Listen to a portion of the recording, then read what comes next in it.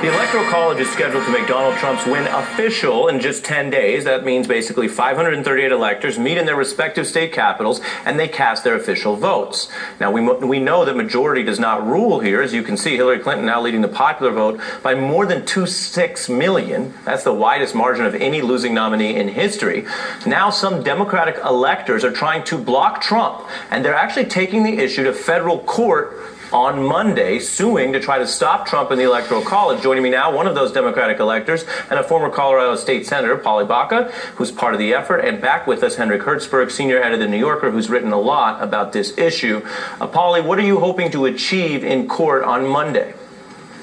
What we hope to achieve is to repeal any state law that is in conflict with the United States Constitution that would restrict electors from voting their conscience and voting the manner in which they were intended to vote, as the original framers of the Constitution envisioned. So if you win, do you think there's a shot that you could actually, with other states, stop Donald Trump from winning this race in the Electoral College? Yes, quite honestly, there is a shot.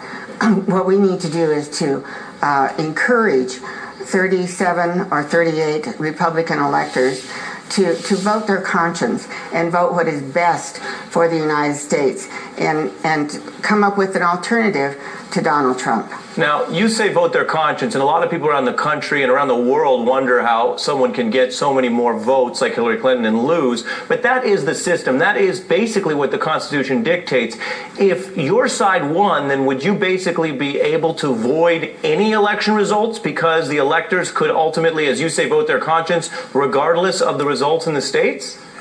Well, quite honestly, the framers of the Constitution, Alexander Hamilton, envisioned an electoral college for the purpose of having electors get together in their state capitals and vote, and specifically to make sure that someone like Mr. Trump would not be elected. It was to guard against a demagogue or somebody who would be influenced by a foreign country from getting the presidency out of fear for our country. And so we are trying to live up to the United States Constitution. And Rick Hertzberg, whatever the likely outcome in this case, you have been arguing for a long time that there is a better, fair, democratic way to fix the Electoral College. Yeah, there is. It takes 2 or 3 explanations to gather it, but if your viewers go to nationalpopularvote.com, that will explain to them the mechanism by which we can elect the president. You sound like Hillary Clinton during a presidential debate. That means I get 2.6 million more votes. But the basic gist, which several states have signed on to, would be a legal, binding way to say that a national popular vote would determine the winner. It would, because states with a majority of elector votes will have passed state laws saying that once there's states with 270, that we will appoint the electors for whoever wins the national popular vote. So that would enable us to have an election like we have every other election for governor, for senator, for dog catcher, whatever, for president, and do it without messing with the Constitution, and do it in a way that we could try it for a few cycles and see how it works. Right. Polly, what do you want to say to Hillary Clinton if she's listening, or the voters who support her and feel frustrated with this outcome?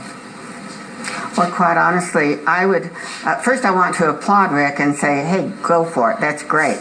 And secondly, of course, my first preference would be to get 37 Republican electors to join the Democrats and follow the national popular vote and elect Hillary Clinton as President of the United States, which obviously, I think she has received more votes than anyone in the history of the United States for President of the United States.